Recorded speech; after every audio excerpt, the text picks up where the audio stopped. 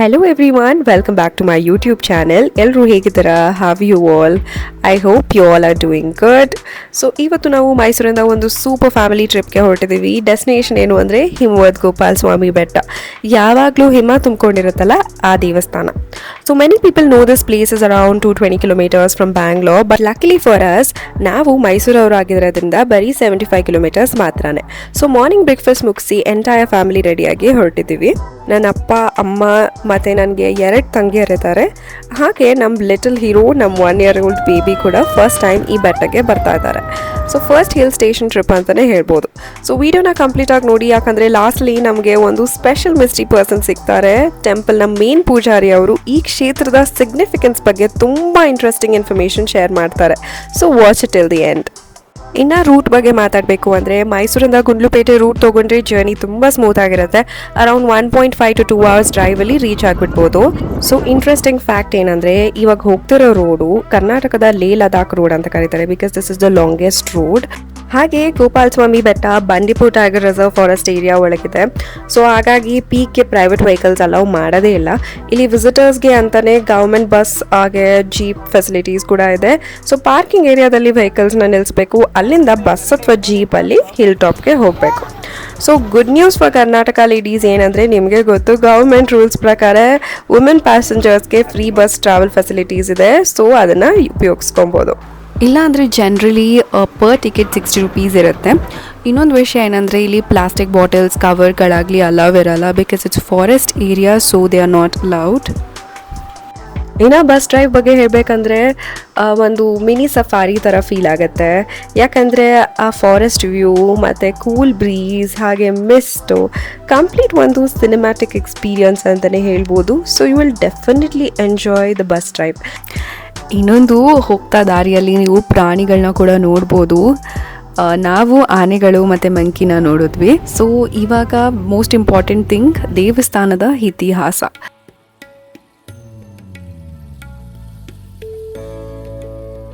ಹಿಮವದ್ ಗೋಪಾಲ ಸ್ವಾಮಿ ಟೆಂಪಲ್ಗೆ ಆಲ್ಮೋಸ್ಟ್ 700 ವರ್ಷ ಇತಿಹಾಸ ಇದೆ. ಈ ಟೆಂಪಲ್ ಬಿಲ್ಡ್ ಆಗಿದ್ದು ಹೊಯ್ಸಳ ಕಾಲದಲ್ಲಿ.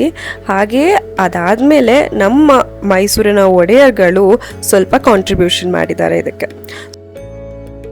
ಹಿಮವದ್ ಅಂತ ಹೆಸರು ಬಂದಿರೋದು ಇಲ್ಲಿ ಆಲ್ಮೋಸ್ಟ್ ಇಯರ್ ರೌಂಡ್ ಫಾಗ್ ಮತ್ತು ಮಿಸ್ಟ್ ಇರುತ್ತೆ. ಈವನ್ ಸಮ್ಮರಲ್ಲಿ ಕೂಡ ಬೆಟ್ಟ ಮೇಲೆ ಕ್ಲೌಡ್ ಕವರ್ ಆಗಿರುತ್ತೆ.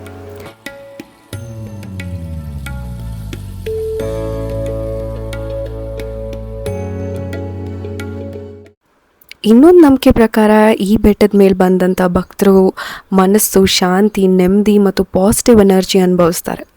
ಸೊ ತುಂಬ ಜನರು ತಮ್ಮ ಜೀವನದಲ್ಲಿ ಒಳ್ಳೆಯ ಬದಲಾವಣೆಯನ್ನು ಕಾಣಿಸ್ಕೊಂಡಿದ್ದಾರೆ.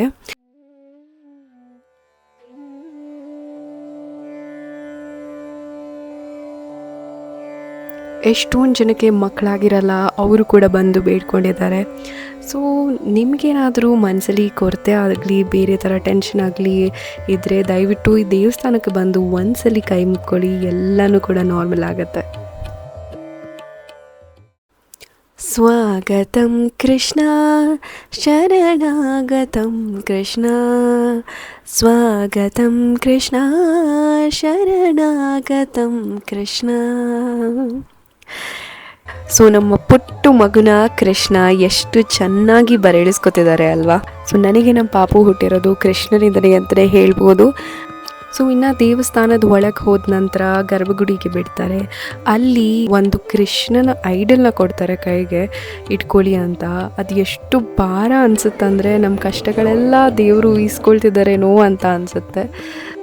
ಸೊ ಅಲ್ಲಿ ದೇವರು ನೀವು ನೋಡ್ಬೋದು, ತುಂಬ ತಣ್ಣಗಿರುತ್ತೆ ಆ ಪ್ಲೇಸು. ಆ ಜಾಗದಲ್ಲೇ ಹಿಮ ತೊಟಕ್ತಾ ಇರುತ್ತೆ, ಬೀಳ್ತಾ ಇರುತ್ತೆ. ಸೊ ಬೇಸಿಕಲಿ ಗೋಪಾಲ ಸ್ವಾಮಿ ಅವರು ಆ ಹಿಮದ ಮಧ್ಯ ಇದ್ದಾರೆ ಅಂತ ನಂಬಿಕೆ ಇದೆ. ನನ್ನ 6th month ಪ್ರೆಗ್ನೆನ್ಸಿಯಲ್ಲಿ ನಾನು ಈ ಟೆಂಪಲ್ಗೆ ಬಂದಿದ್ದೆ. ಸೊ ಪಾಪು ಆರೋಗ್ಯವಾಗಿ ಹುಟ್ಟಲಿ, ಡೆಲಿವರಿ ಕೂಡ ಈಸಿಯಾಗಿ ಆಗಲಿ ಅಂತ ಅರಿಸ್ಕೊಂಡಿದ್ದೆ. And he is here today. ತುಂಬಾ ಖುಷಿ ಆಗುತ್ತೆ. We are blessed.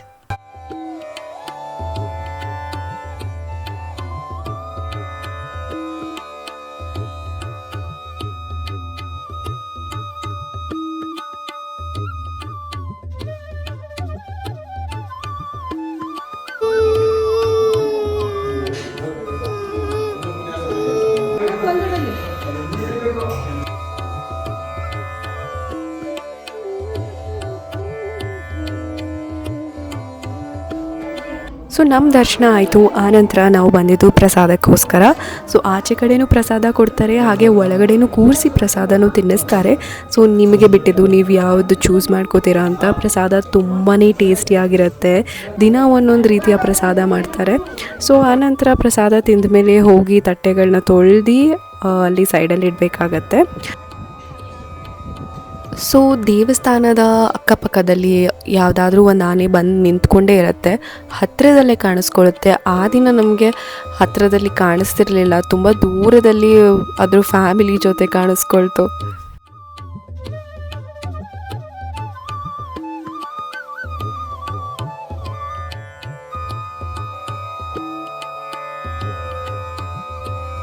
So temple timings ಬಂದುಬಿಟ್ಟು 8:30 to 4 PM ಇರುತ್ತೆ. ನಾನು ಸಜೆಸ್ಟ್ ಮಾಡೋದು ವೀಕ್ ಡೇಸಲ್ಲಿ ಬನ್ನಿ, ವೀಕೆಂಡ್ಸಲ್ಲಿ ತುಂಬಾ ರಶ್ ಇರುತ್ತೆ.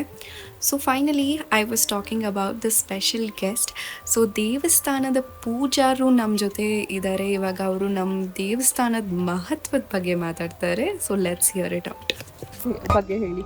ಇದು ಶ್ರೀ ಹಿಮೋದ್ ಗೋಪಾಲ ಸ್ವಾಮಿ ದೇವಸ್ಥಾನ, ದಕ್ಷಿಣ ಗೋವರ್ಧನಗಿರಿ ಅಂತ ಹೆಸರು. ಇದು ಸಮುದ್ರ ಮಟ್ಟಕ್ಕಿಂತ 4769 ಅಡಿ ಎತ್ತರದ ಪುಣ್ಯಕ್ಷೇತ್ರ.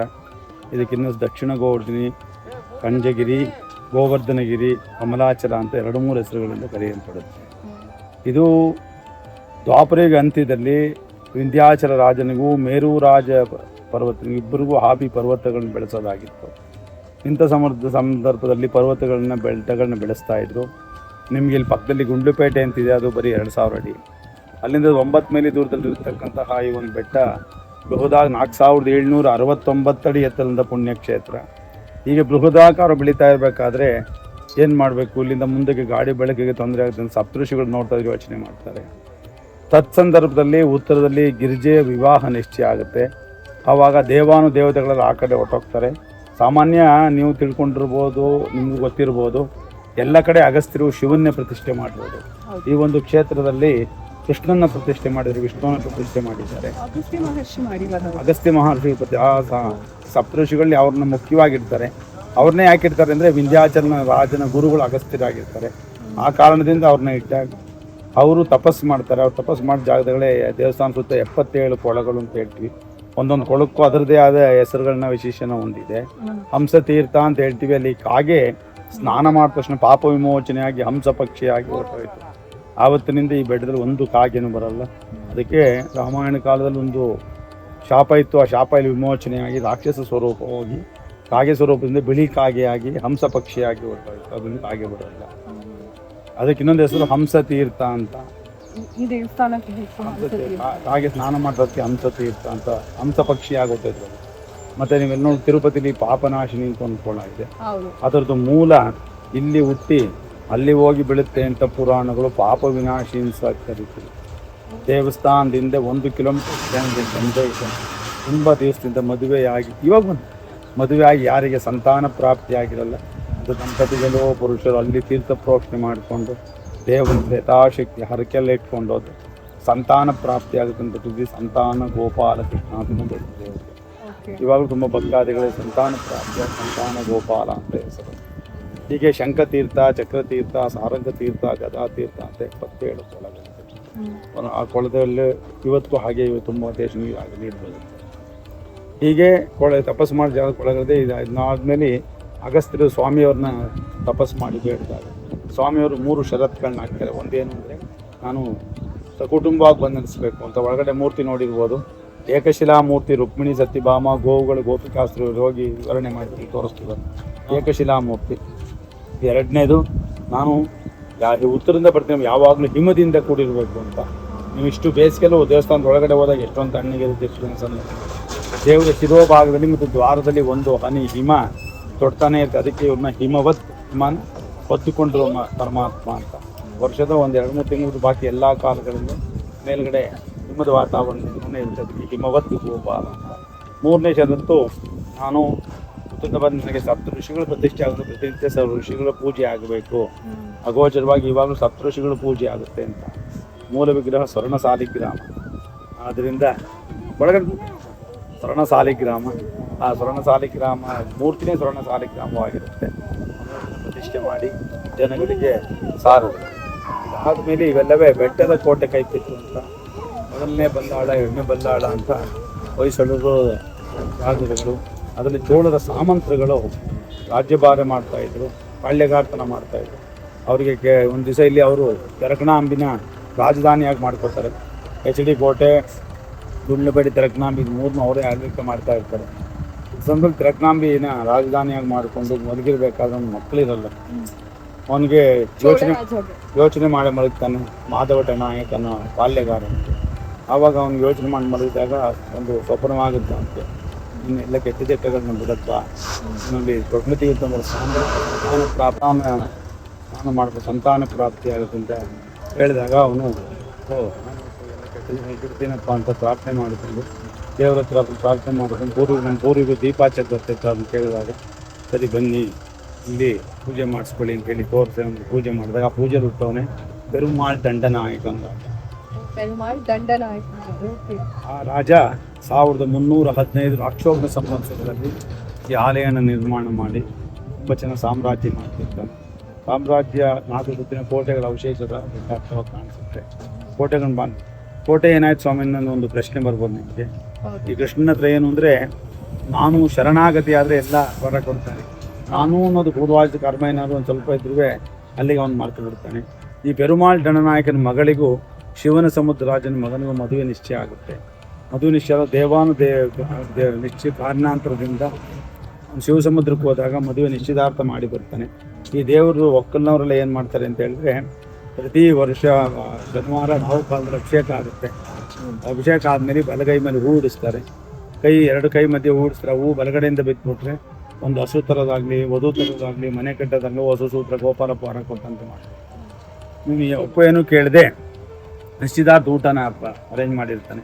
ಆ ನಿಶ್ಚಿತಾರ್ಥ ಊಟ ಮಾಡುವಾಗ ಹಪ್ಪಳ ಮತ್ತು ಸಂಟಿಗೆ ರಾಶಿ ಮಾಡಿಟ್ಟು ಬಡಿಸೋದನ್ನ ಮಾಡ್ತಿರ್ತಾನೆ.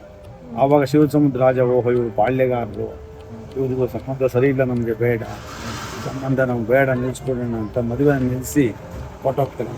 ಆವಾಗ ನಿಮ್ಗೆ ರಾಜ ಇದೆಲ್ಲ ಪೂರ್ವಾಜಿತ ಕರ್ಮ ನನಗೆ, ಆದ್ದರಿಂದ ನನಗೆ ಹಿಂಗೆ ಆಗಿರೋದು ಕೃಷ್ಣ ಸಾಕ್ಷಿ ಮಾಡಿ ನಾ ಇಲ್ಲಿ ಸಾಮ್ರಾಜ್ಯ ಮಾಡಿರೋದ್ರಿಂದ ನಾನು ಇಲ್ಲೇ ಒಂದು ಗಿಡದ ಬಳ್ಳಿಯಾಗಿ ಬೆಳ್ಕೊಂಡ್ಬಿಡ್ತೀನಿ, ಹಂಬಾಗಿ. ಕರ್ನಾಟಕ ರಾಜ್ಯದಲ್ಲೆಲ್ಲ ಎಲ್ಲಿ ನೋಡಿರಲ್ವ, ರಥನ ಎಲ್ಲ ಊರಲ್ಲೂ ಹಗ್ಗಾದ ಚೈನಲ್ಲಿ ಎಳಿತಾರೆ. ಈ ಬೆಟ್ಟದಲ್ಲಿ ಒಂದು ಗಿಡದಲ್ಲಿ ಬಿಡ್ತಕ್ಕಂತಹ ಬಳ್ಳಿ ಅಂದರೆ ಕ್ರೀಪರ್, ಅದರಲ್ಲೇ ಕಟ್ಟಿ ರಥ ಎಳೆಯೋದು ಬಹಳ ವಿಶೇಷ ಇವತ್ತಿಗೂ ಆಗಿ ನಡೆಯುತ್ತೆ. ಅದೇ ಇಲ್ಲಿ ಅದರಲ್ಲೇ ಎಳೆಯೋದು ಇಲ್ಲಿ ಇವತ್ತಿಗೂ, ಅದು ತುಂಬ ವಿಶೇಷ. ಇಲ್ಲಿ ಪಾಲ್ಗುಣ ಮಾತ್ರ ಶ್ರವಣ ನಕ್ಷತ್ರದಲ್ಲಿ ಈಗ 30 ತಿಂಗಳಾಯಿತು ಇದರ ನಡೆಯುತ್ತೆ. ಆ ರಾಜ ಆ ಹಂಬು ಅಂತ ತೀರ್ಮಾನ ಮಾಡಿ ಪೂಜೆ ಮಾಡಿ 2 ಗ್ರಾಮಸ್ಥರು ಅದನ್ನು ಪೂಜೆ ಮಾಡಿ ಎಳೆಯುವಂಥ ಒಂದು ವಾಡಿಕೆ ಇವಾಗಲೂ ಹಾಗೆ ನಡೀತಾ ಇದೆ. ಇದು ದಕ್ಷಿಣ ಗೋವರ್ಧನಗಿರಿ ಅಂತ ಈ ಥರ ಪ್ರತಿ ವರ್ಷ ಪಾಲ್ಗುಣ ಶ್ರವಣ ನಕ್ಷತ್ರ ರಥೋತ್ಸವ ನಡೆಯುತ್ತೆ. ಕೃಷ್ಣ ಜನ್ಮಾಷ್ಟಮಿ ವಿಶೇಷವಾಗಿದೆ. ಎಲ್ಲ ಶನಿವಾರ ಭಾನುವಾರಗಳಲ್ಲಿ ವಿಶೇಷ ಪೂಜೆ ಇರುತ್ತೆ ಪರಮಾತ್ಮನಿಗೆ.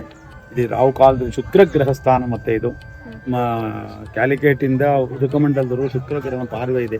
ಒಂದೊಂದು ಗ್ರಹ ಒಂದೊಂದು ಕಡೆ ನೋಡುತ್ತೆ. ಅದರಲ್ಲಿ ಇಲ್ಲಿ ಶುಕ್ರಗ್ರಹ ನೋಡ್ತಾರೆ.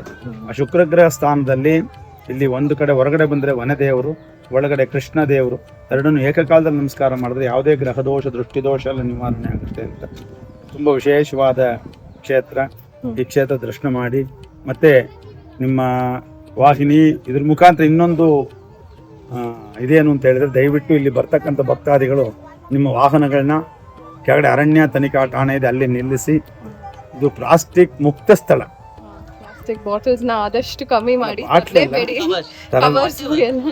ಇದು ಮುಕ್ತ. ನಾವು ಯಾವುದನ್ನು ನಾವು ಇದರಲ್ಲಿ ಜಾಗದಲ್ಲಿ ಕಾಂಪ್ರಮೈಸ್ ಆಗದೆ ಬಾಟ್ಲಿಗಳನ್ನು ಸಹ, ನೀರು ಬಾಟ್ಲನ್ನು ಇಟ್ಬಿಡ್ತಾರೆ ಫಾರೆಸ್ಟ್ನವರು. ಮತ್ತು ಅವ್ರ ಜೊತೆ ನೀವು ಸಹಕರಿಸಿ. ಇಲ್ಲಿ ಕರ್ನಾಟಕ ರಾಜ್ಯ ರಸ್ತೆ ಸಾರಿಗೆ ಬಸ್ಸು ಇದು ವ್ಯವಸ್ಥೆ ಇರುತ್ತೆ. ಅದರಲ್ಲಿ ಬಂದು ಕೂತ್ಕೊಂಡು ದರ್ಶನ ಮಾಡಿ, ದೇವ್ರ ದರ್ಶನ ಮಾಡಿ, ಪ್ರಸಾದ ಸ್ವೀಕರಿಸಿ. ದೇವರು ಆಯುರಾರೋಗ್ಯ ಐಶ್ವರ್ಯ ಕೊಡಲಿ. ಈ ಯೂಟ್ಯೂಬ್ ಮಾಡ್ತಿರುವಂಥ ಐಶ್ವರ್ಯ ಅವ್ರಿಗೂ ಎಲ್ರಿಗೂ ಸಹ ದರ್ಶನ ಭಾಗ್ಯ ಕೊಟ್ಟು ಪರಮಾತ್ಮ ಆಯುರಾರೋಗ್ಯ ಐಶ್ವರ್ಯ ಕೊಡಲಿ ಅಂತ ಪರಮಾತ್ಮ ಪ್ರಾರ್ಥನೆ ಮಾಡಿ. ಜೈ ಶ್ರೀ ಕೃಷ್ಣ.